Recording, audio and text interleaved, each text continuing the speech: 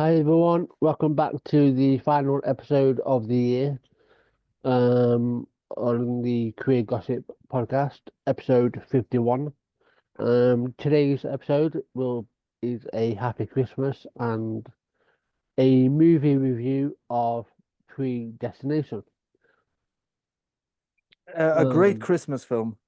yeah. Um, so yeah, um, Immaculate Conception. yeah, yeah. So what I think we'll do is we can have a catch up when we come back, and we'll let you all know when we will be coming back in the new year. But I think we'll leave it that we'll leave then till then to have a massive catch up.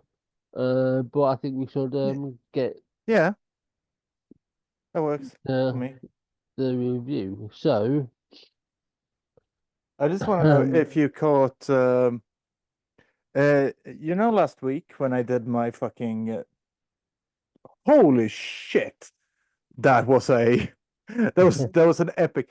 I don't know if you remember, but like for the past year, I've been teasing that I'm writing something. yeah, Yeah, that's it. That was it. That yeah, was the text. I've been working on that shit for like a year. I had it almost done during the summer, but then other things came. And now I just sat down and I wrote like because I've been trying to get past the whole thing. I can't tell you this, but I actually I finally did, and I wrote those 51 pages by hand in like a week on the final draft. So, but I've been oh, working on it for a year, trying to write that one. So, if it seemed overly elaborate, that's the reason why. It's the yeah, only way I yeah, could tell it. yeah, But I don't know if you noticed, because there is actually like there's a reference to today's movie in that text. yeah, Uh, it's when I say I talk about myself as I am me. I came from me. I am me who created myself to be myself. And where did all you zombies come from? Like that's pretty much literally from this text, and it's fairly literally uh, based on the end quote of the novella, which I will be talking a bit about as well. So awesome, yeah. It's interconnectivity. It's yeah, literature. It's fiction. It's all a lie. yeah. Right, so for those of you who don't know, have never watched Predestination, like, what are you doing? I think you should give it a go. Um, the film was directed by Michael Spierig and Peter Spierig. Those are, by the way, are the same people who did another great film with Ethan Hawke called Daybreakers, in which the entire world is turned vampire. Uh, Awesome. and then they also did like a really, really, really shitty, uh, Winchester, I think it was called. And then they did the Jigsaw, the like forgotten piss poor chapter of the Saw Oh yeah, yeah, franchise. Jesus fucking Christ. yeah. Why is my brain a fucking trivia factory? I need to stop. So, Predestination is a complex and intricately plotted film based on the short story All You Zombies by Robert A. Heinlein. The story follows a temporal agent, Ethan Hawke, on his final mission to apprehend an elusive terrorist known as the Fizzle Bomber. Through a series of time traveling escapades, the agent's journey intertwines with the enigmatic character known as the Unmarried Mother, played by Sarah Snook, leading to revelations that challenge the very fabric of their identities and destinies. So let's dive into All You Zombies 1959. So, as mentioned, the story opens with a mysterious character known as the Unmarried Mother, recounting his life story in a bar. The bartender, who turns out to be a time traveler, listens intently as the narrative unfolds. It becomes clear that the unmarried mother's life has been shaped by a series of extraordinary and paradoxical events. The unmarried mother reveals that he was born female in 1945, adopted, and later discovered that he was intersex. After giving birth to a child, the unmarried mother underwent gender reassignment surgery to become male. The child was kidnapped shortly after birth. The bartender also reveals his own identity as an older version of the unmarried mother. Ultimately, the story comes full circle, highlighting the intricate and self-contained nature of the protagonist's existence. The story explores the fluidity of identity, particularly through the protagonist's journey of self-discovery and transformation. Heinlein challenges traditional notions of gender and self by presenting a character who is both male and female, parent and child. So, yeah, Heinlein expertly navigates the complexities of time travel, creating a narrative that is both intellectually stimulating and mind-bending. The story's use of the bootstrap paradox, where an object or information exists without a clear origin, is a central element, forcing readers to reconsider the nature of causality and existence. I could go on, but I think you kind of get the gist for those of you who haven't watched or seen. Yeah. It's for those for those of you who didn't keep up, it's basically the grandfather paradox taken to fucking absurd. Yeah, It's like it's this uh,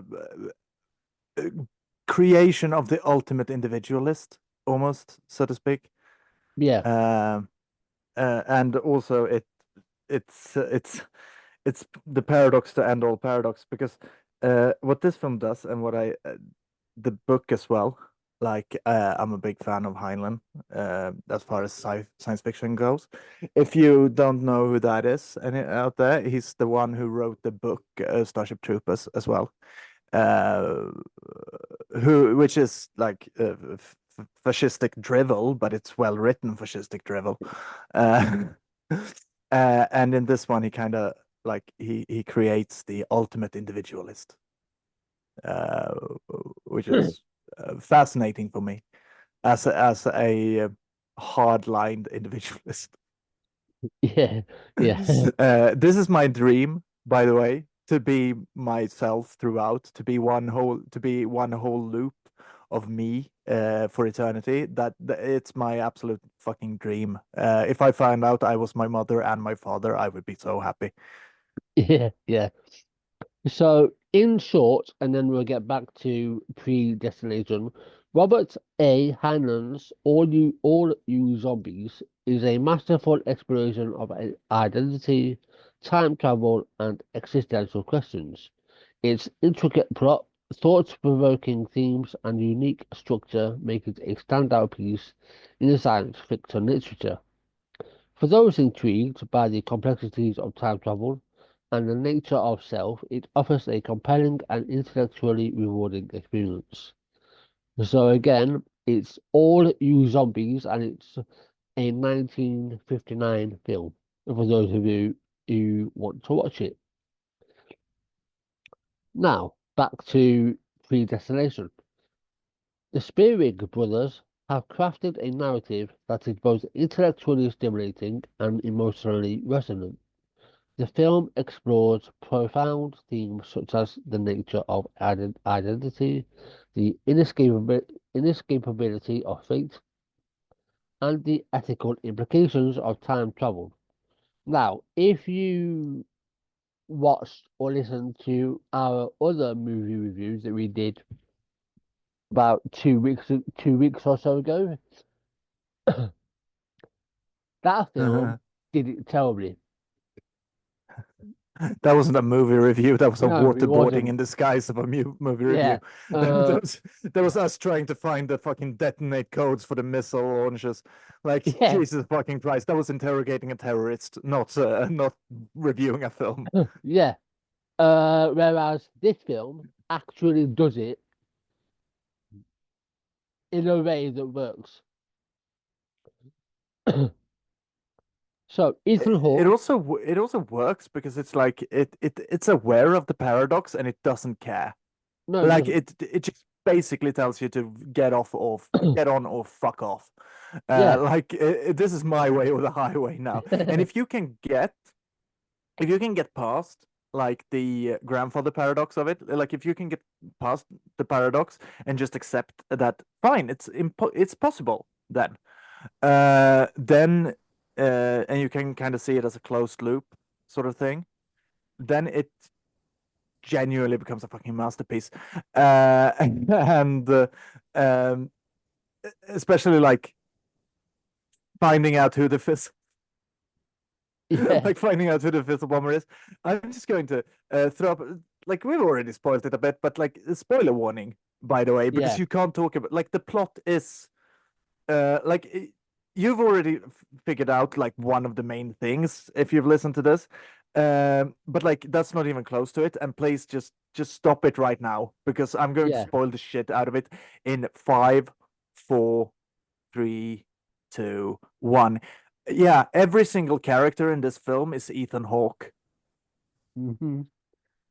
Like Yeah. there is one character in this entire fucking film, like two if you count his like helpers on the bureau, which who I don't doubt is also him in some fucking form. Yeah. Like I was surprised that his fucking boss didn't turn out to be him by the end. And I remember Yeah. watching this film for the first time and figuring that out. Like I figured it out when they first met up, like he first met up with himself on the campus, and Yeah. they go on the date thing. And I watched this with an ex-girlfriend of mine who fucking hated it. And she fucking hated it because at that moment I said out loud, he's going to be every single character of this and he's going to fuck himself right now. And then he's going to conceive himself. So he is a perfect loop. And then she looked at me and said, no, that's not going to be it. That is the dumbest shit I've ever heard. And then that was the Yeah. fucking answer. And I love that they Yeah. did it because it's so fucking insane. Yeah. Like this is an unhinged fucking movie. Oh yeah. Absolutely. Speaking of Ethan Hawke, he delivers a solid performance as the seasoned temporal agent, capturing the character's world weariness and determination. However, it is Sarah Snook who truly shines, portraying a range of emotions and complexities as the unmarried mother. Snook's performance is transformative, effectively conveying the character's journey Also of the most self-discovery. androgynous person Yeah. I've ever seen. Like the Oh way they yeah. make her up when when like we first meet the what is it, the unwed mother, Unmarried mother. uh Yeah. the unmarried mother, yeah. Like the first time when she comes down the bar, Yeah. or he at that point I think, like when they come down the bar to meet themselves essentially. And like that is like the most androgynous fucking uncanny valley Yeah. face ever, and I love it so much. Like, and her acting through all the prosthetics and shit, fucking stellar. And like I Yeah. will watch Absolutely. anything with Ethan Hawke. Like, have you seen the Before Midnight, Before Sunset? I don't think I have none. Yes. The it's basically like, do you know who Richard Linklater is? Yeah. He's like the most chill director ever. He's made one of my favorite movies, Dazed and Confused. Um, but he also made these three movies about a couple, and they're all like 10 years apart or something. Where I think the first two are just a few years apart, and then there's like a 12-year gap. Anyway, and we just follow this couple for a few hours each film, but with like incremental Oh yeah, steps yeah, in between. And it's fucking phenomenal because all it is just them walking and talking, and it's beautiful and wonderful and resonant. And I am deeply, deeply, deeply in love with Ethan Hawke. Ever since I saw his portrayal as a father in Boyhood. Mwah. Another one of Linklatter's, by the way. yeah. He likes Ethan Hawke, and don't wonder why. Yeah, so yeah, yeah, her performance is outstanding. Um, like I can't say anything more to convey that. It's just outstanding. Um, because that's the thing. Because for me, if someone is made up in like synthetics, like for makeup and all of that, um, I've had bad experiences where the character doesn't portray the image that they are trying to, you know, pour out to everyone. And so it doesn't always work, but in this case, it does work. She nails it. She nails it. Um, the Spirig brothers' direction is adept, balancing the film's intricate plot with moments of introspection and tension. The use of lighting and color palettes enhances the film's atmosphere. Yep, something that the other shit shit brick didn't do very well because it had no palette whatsoever. Um, c- so yeah. Oh boy, if you watched the previous film that we reviewed, I say reviewed, Yeah. you're probably not gonna like it. Um, Mhm. so yeah, they balance the lighting and the color palettes, creating a sense of timelessness that suits the narrative time travel Yeah. elements. And it's Yes, like it this does. retro noir. It's like this not retro noir, not cyber noir, but it's like this noir look of it Yeah, all, which I like, which I really respond well to. And like the Sperry brothers clearly like as well because they kind of have the same sort of uh, uh new noir yeah, bullshit going for Daybreakers. With like everyone wearing hats and being yeah, like yeah, sad and stuff. yeah, absolutely.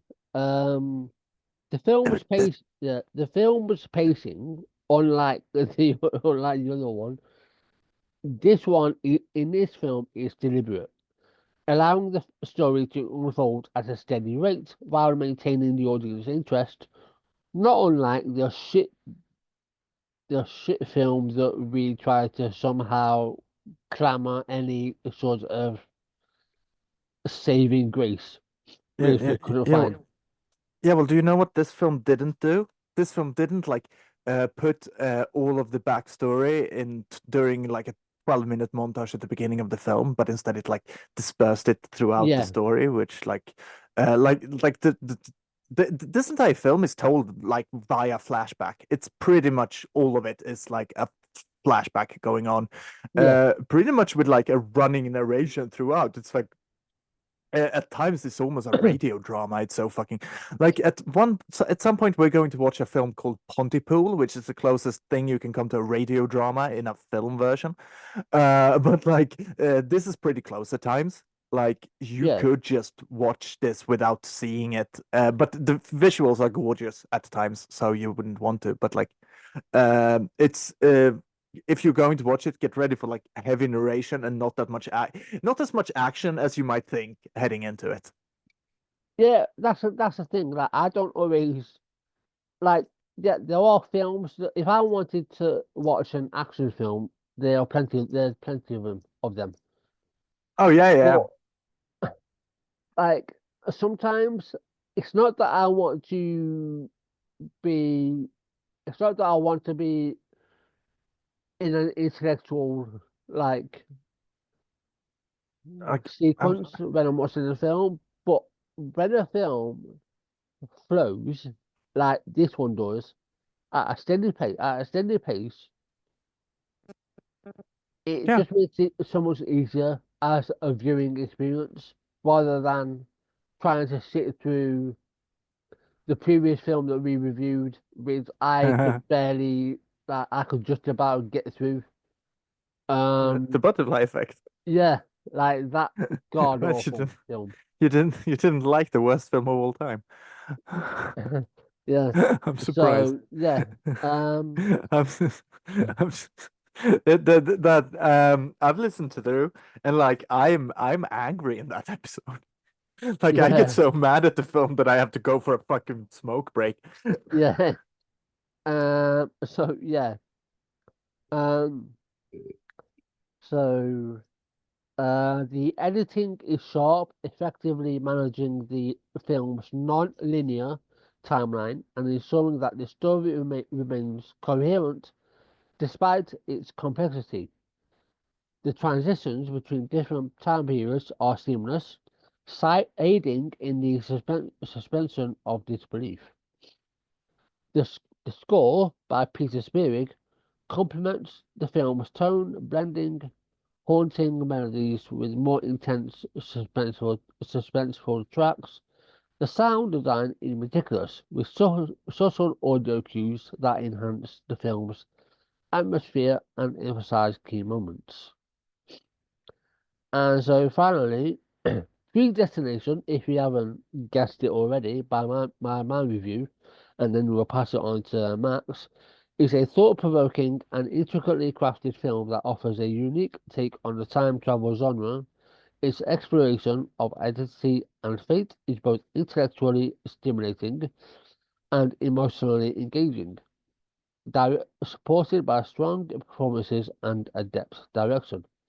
While its complex narrative may require careful attention, although I think you can have a play with that because you don't really have to pay too much attention if you're able to follow along.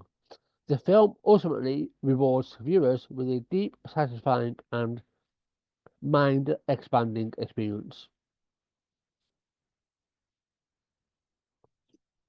And even though this film came out in 2014, it still very much holds up today on its own.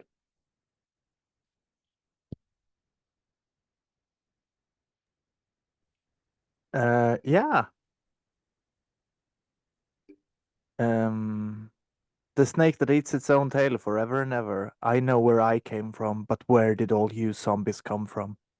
Yeah, Is the quote from the title. Uh, I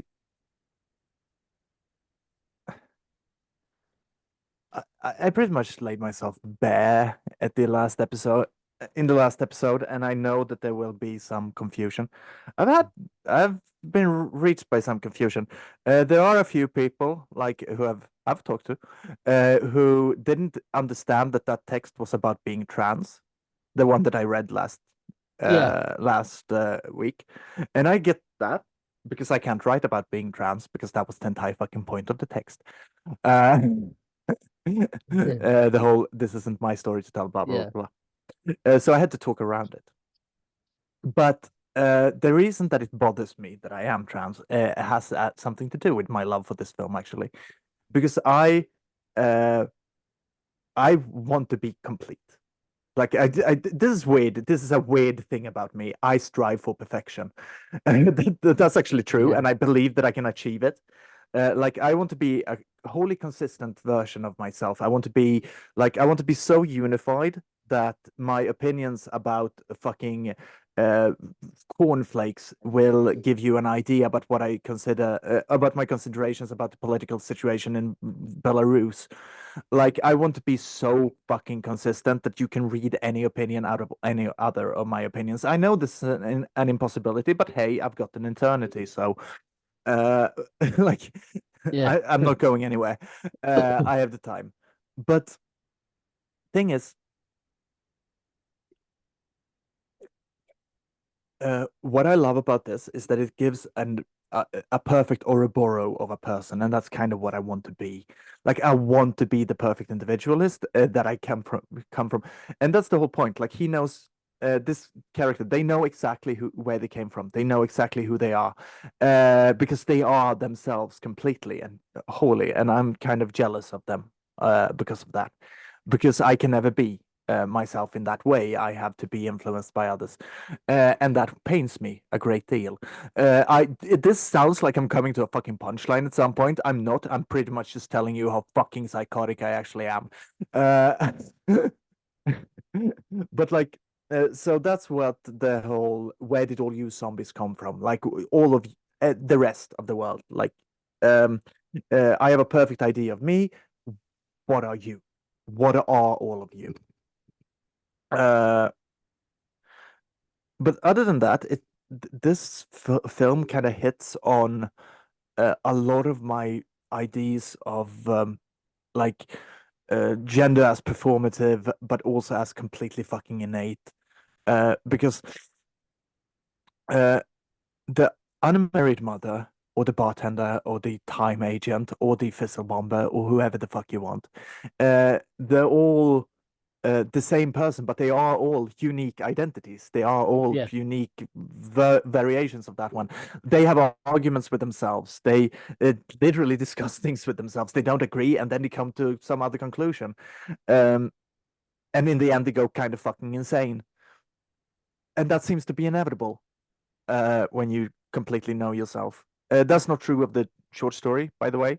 And I really don't like how they insert the title of the short story into the because the short title of the short story is "All You Zombies," um, and it is a part of that quote. So, like, the title is actually with like quotation marks and dashes on both sides of "All You Zombies" because it's like a stolen quote, stolen part of the quote. But like, I don't like how they insert that quote into the film because I don't think it works. It would work. It kind of doesn't work because if you already know the twist, it kind of goes into the whole. This is where we tell you everything just to make sure that you're caught up. And if you do know the twist, because I watched this with my boyfriend, and he like I accidentally told him that they're all the same person.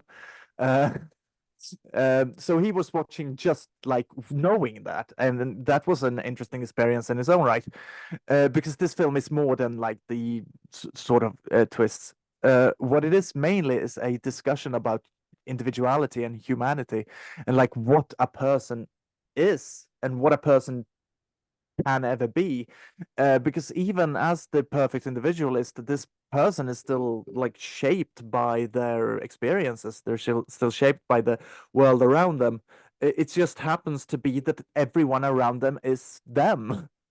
Like yeah, every person they interact with has a slight chance of being them, to the point where they actually do fuck themselves and give birth to themselves and then leave themselves at an orphanage, and they are unique and they are different, and this is a part of their innate qualities, but they are also shaped by the history, and they're like I find that dichotomy very interesting, like how they are the perfect individualist, but they are still very, very, very much shaped by uh whoever's around them, whoever tells them like uh I don't think that the surgery is something that they willingly do. It's something that happens to them. Like uh they are very much not willing participants to a lot of horrible things that happen to them, but they persevere.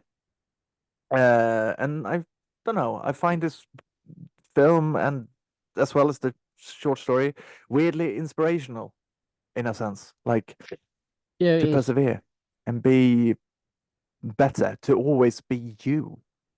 Like you can't ever be anything but you, so always make sure to be you. Yeah, absolutely. And like that's my main takeaway from it in general. Like also that it's completely okay to want to fuck yourself. Which like if you know me, is there anything I Yeah, want to do more than that? Like yeah. Yeah. Also, this what I'm about to say might make might not make much sense, but Ethan Hawke's character has, a very complex identity. He sees themselves as the Yeah. bartender, or whatever he imagines themselves to He be. keeps finding himself. He finding himself, yes. Um, Speaking of which, at some point, Cloud Atlas, but just the book, definitely not that shitty film. yeah. Um, when I watched it, I also, and this could just be me, but I found that there was a parasocial relationship between each identity that they presented, Oh yeah, yeah, explored. So I yeah. thought it was And like different. they don't really get along No, with themselves, like at no. all. Like It in kind of one is. scenario, he might get on Yeah, with themselves, but in another, it's like I just felt yeah, found that really interesting. yeah, yeah, yeah. Like him and like in the bar, like they have there's a bit animosity between them, Yeah, which I like. I like that because that's kind of like what I imagine. Like I don't know if I would be my own friend, and I think I kind of wouldn't be.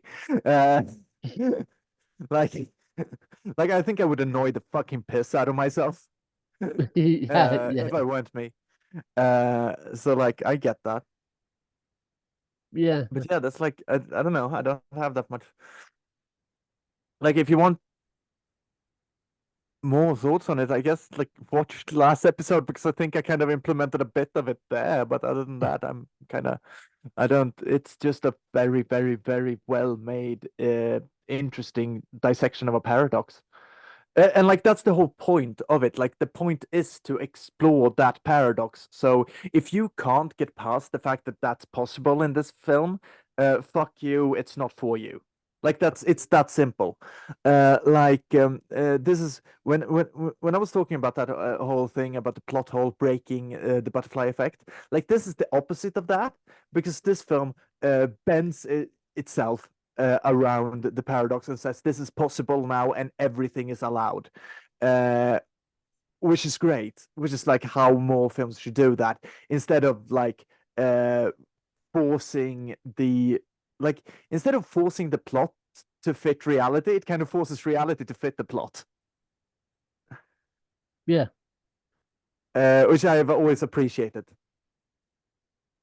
yeah. So right, and it's and I mean, we won't. I mean, we will continue to review films next year, obviously. Um, Yeah, and books and like magazines yeah, and uh, horror. I have so much shit. yeah. Basically, whatever we feel like we want to review, Fight Club 2, yes. Um, It's a fucking comic. yeah. Um, yeah. It's So weird fucking comic as well. In the end, Tyler Durden kills Chuck Palahniuk. Spoiler warning. yeah, yeah. Um, so yeah. I mean, there's not a lot more say that we can say on this film because all I need to say is Yeah, like over the festive period, if you've got an hour or 2 hours spare, put this film on. first time I watched it as a double billing with The Witch on New Year's Eve. Fuck, it was ah, god damn it. 15 to 16, I think. Might be 14 to 15. I When did this film come out? It was 2014. Right. Yeah, Okay, it must have been 14 to 15 then. I think The Witch also came out in 2014. I'm hoping now so that I don't lose my fucking mind. Uh, I'm going to watch and see if I'm right about that one because otherwise I'm going fucking crazy. Is that film 10 years old? No, it can't be. It can't be fucking 10 years old, can it? The Witch.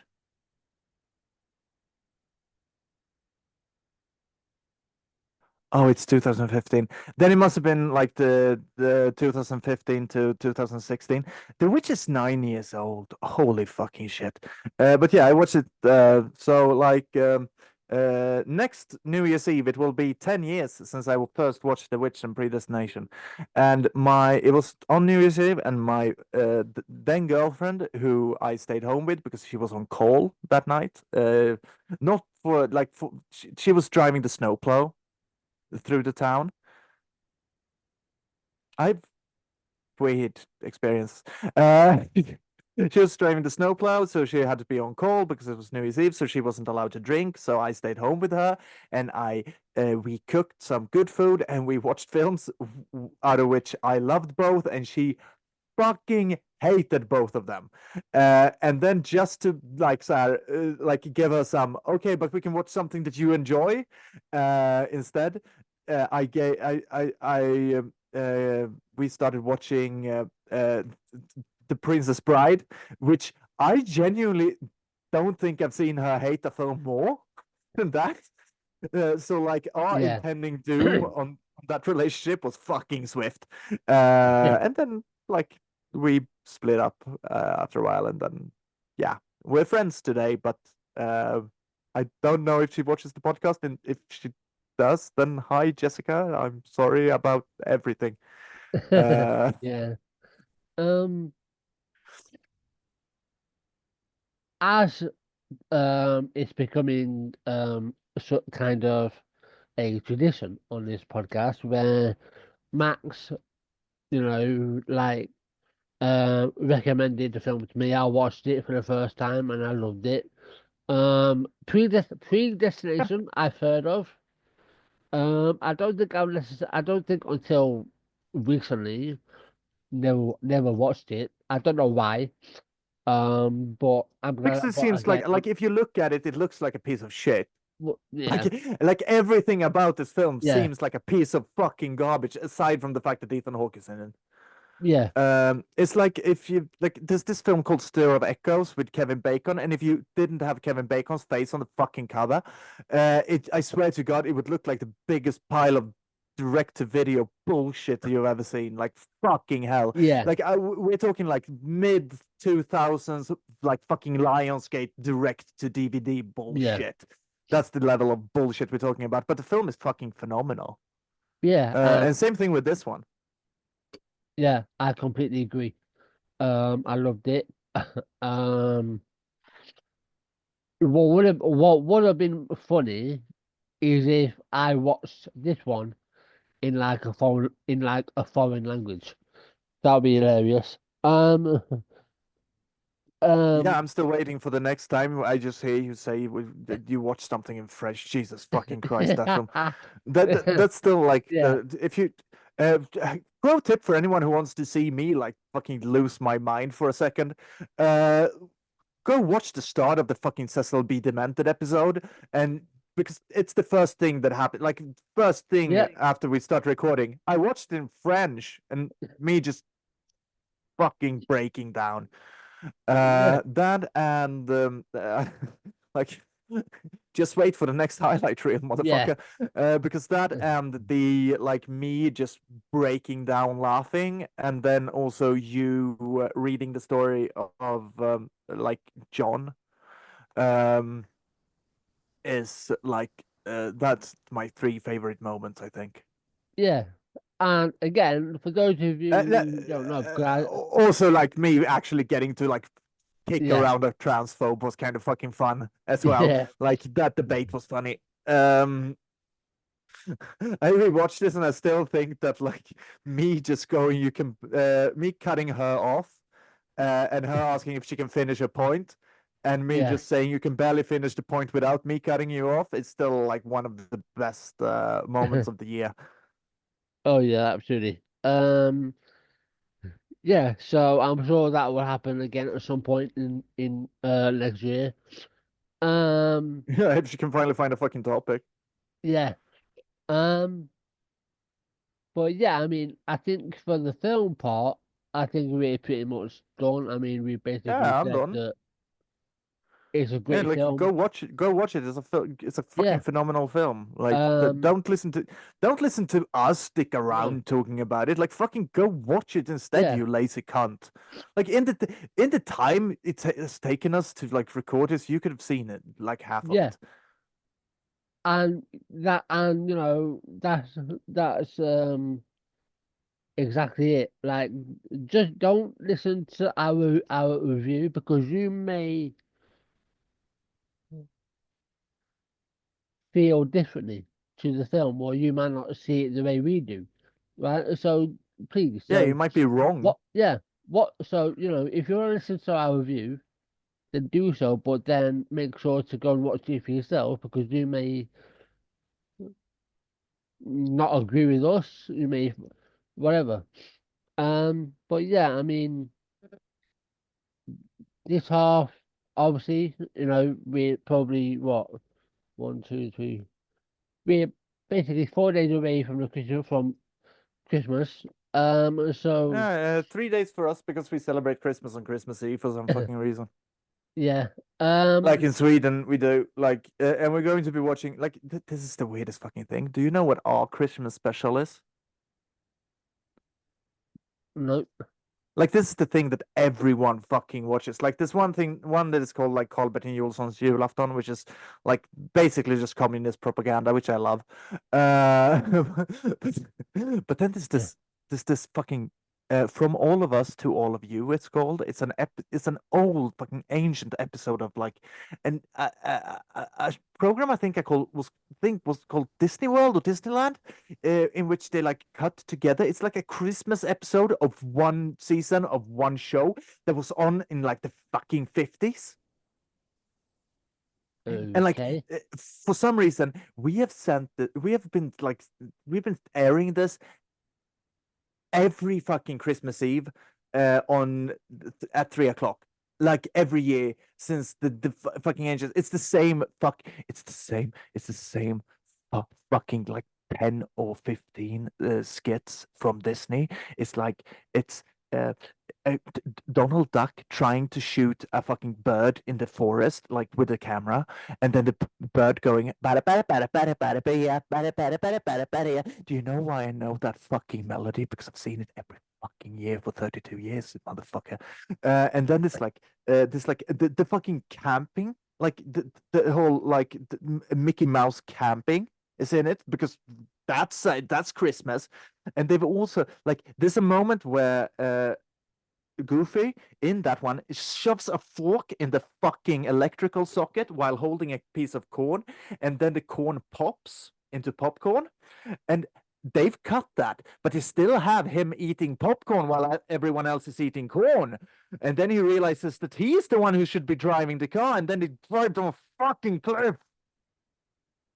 And then it's like the mice making this fucking dress for Cinderella. Like this is my personal fucking purgatory, and I hate Christmas so fucking much. Yeah. So Merry Christmas, you Yeah. cunts. Uh, I'm Merry going home Christmas. for Christmas. I'm going home tomorrow. Like at fucking 10 o'clock in the morning, I leave. Oh, that would be. Oh, I bet that would be fun. Um, Yeah, yeah. Do you know what my mom like last year? This is just my mom is such a fucking lovely person. I love her so much. I keep loving her because I don't have to fucking see her more than once a year. But like last time I sit down in the like because I usually wear contact lenses. That's why I usually don't have glasses on. But then I have long periods of times where I can't be fucked to buy new contact lenses, and then I have glasses instead. So like last time I sit down and she just looks at me and like, oh, you're wearing glasses?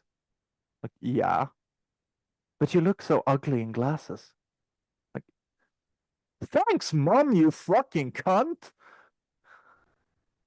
Like the year that I got to say that I had a stroke and I like broke up with my like girlfriend for 4.5 years during the same fucking sentence at the table while we were having Christmas dinner.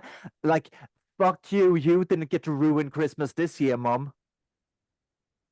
Do I sound like a petulant fucking child? That's because I am.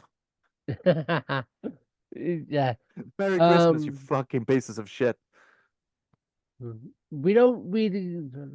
When I was growing up, on Christmas Eve, Christmas Day, even the lead up to Christmas, there would be a Christmas film on every.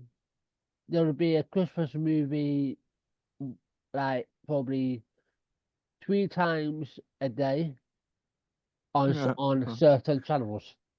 But Oh yeah, now, yeah. Like that's still that's true yeah, here as well. but For some reason, like one of our favorite Christmas traditions is also like a film that literally only takes place in the summer. yeah, but now I don't know if it's the same anywhere else, but especially in the UK now, when it comes to Christmas time, there may be one, two, maybe three quick Christmas movies on, but that's about it. The A rest tip for are just like yeah, like normal TV, but jazzed up Christmassy, yeah. and it's like, Uh, this is my like I have I don't know if I just see like Jesus fucking Christ. So like top five just quickly. Uh, films that you need to watch every fucking Christmas for some reason, but like please do. You have to watch fucking Klaus on Netflix. Jesus Christ, that's a beautiful fucking Christmas film. If you haven't seen that, see it and add it to your repertoire. The Muppets Christmas Carol, Mickey's Christmas Carol. Those are the two important Christmas carols you need to see. Uh, Home Alone 2, by the way, not the first one. Home Alone 2 is better. Because Home Alone 2 takes it to really fucking psychotic degrees. And then like there's this Swedish film that is called fuck. I don't know what it's called. I'm going to check up the English title of it, but it's the funniest fucking movie of all time. Um, I just need to see it in English. Let's see. I don't care. I don't care. Get fucked. Get fucked. In Bed with Santa, it's called. In Bed with Santa is called in English. The Swedish title is Tomten är far till alla barnen, which means Santa is father to all children. And it's about like during Christmas Eve, this mom who has like a bunch of children, uh, and her new husband, who she doesn't have any children with, they decide to throw a party where everyone, like all the children's dads, come, and it's just this horrifying, fucking bleak, dark comedy where she announces the fact that she's pregnant as a Christmas gift. And this husband just flies his fucking handle because he's sterilized and she doesn't know it. Like he's had a vasectomy. yeah, yeah, And then it just turns into like a guess who of who fucked this person. And it's wonderful and it's horrible. And it's just it has this fucking prolonged sequence which he just beats the fucking shit out of Santa Claus. And that's like that's a yeah, lovely fucking family movie for us. I remember I got the fucking VHS to that one as a Christmas gift when I was 9 years old, and it starts with two parents like fucking in the closet. Like it's the uh genuinely I recommend if you want to know what Swedish like hell like this because Swedish people same as English like the British have this like very, very, very particular sense of humor. Only ours is yeah, dark as the fucking night. Like our fun little comedies, all are just like the most dark, bleak fucking. At some point, I'm going to recommend you some shit, but yeah. like, Please do, yeah. just Slim Susie is like one of our fun comedies, and that's about a guy who tries to find his dead sister. Like, ah, lovely. Like, Yeah, we go bleak here. yeah, yeah. Well, fun. Um, yeah, it's like, Like I'm I, not the I, I I have a bleak sense of humor, so like I yeah, like it. Like, but that's why I have that. Like the reason I have such a dark sense of humor is because I'm Swedish. yeah. Yeah, I've seen the classics. I've seen Home Alone. Home Alone 1 is okay. Home Alone 2 I like better. Um, the two Disney films that you mentioned, I've seen them. Yeah. Also, Um, by the way, also Die Hard, of course, like Die yeah. Hard. And if you want like my weird little deep cut is that every year at Christmas I replay the first Fable on Xbox. Oh, awesome. And I Yeah, don't know why. It's just that's a Christmas game for me. The same way that I know the first two Harry Potter films are like Christmas movies for some people. Personally, I don't consider them Christmas movies. I barely fucking consider them films. yeah, But like I know they are Christmas films, and like they're done by Chris Columbus, who did the first two Home Alone. So apparently, he can only do Christmas movies. yeah. I love Nightmare Before Christmas. I like that one. Um, Yeah. but I mean, to be honest, I watch Die Hard. Yeah. Um, Die Hard 2, Die Hard 3, and then I move on to like for some reason I end up watching Hocus Pocus at Christmas time for some reason. That's funny. Uh, I, I, that made me weirdly happy. The Santa Claus I watch. There's also like, have you seen Black Christmas? Also, if you want to see like a really good horror film, like the 70s version or the like latest version, definitely not the piss poor 2006 version. Like, fuck me, that sucked ass. But the first one is fucking phenomenal. Like one of my favorite horror movies of all time. The new one was also good, and all of you complaining about it are just piss babies. Like, oh, they made the evil goo toxic masculinity. Like, yeah, that's like that's the subtext of the entire franchise, you fucking moron. Like, have you Yeah. seen the first film? Like, it's pretty much fucking the scum manifesto put to fucking slasher. Yep. Like, Jesus fucking Yeah. Christ, it's not like every guy in the fucking film is just like the worst fucking person alive. I loved Black Christmas. Uh, but and other than that, I would say uh, Mean Girls has the good fucking Christmas scene in it. Yeah. I don't think have I seen that. Don't know. I might have Uh, it's like fallen. Heathers with less of a spine. Yeah. Heathers is Uh, my favorite film of all time, by the way, alongside three other films. Like, yeah. yeah. Um, but yeah, I mean, so yeah, next year, we will be doing more of like once a week topics, once a week movie reviews, More book of this reviews. fucking bullshit that I've got to do.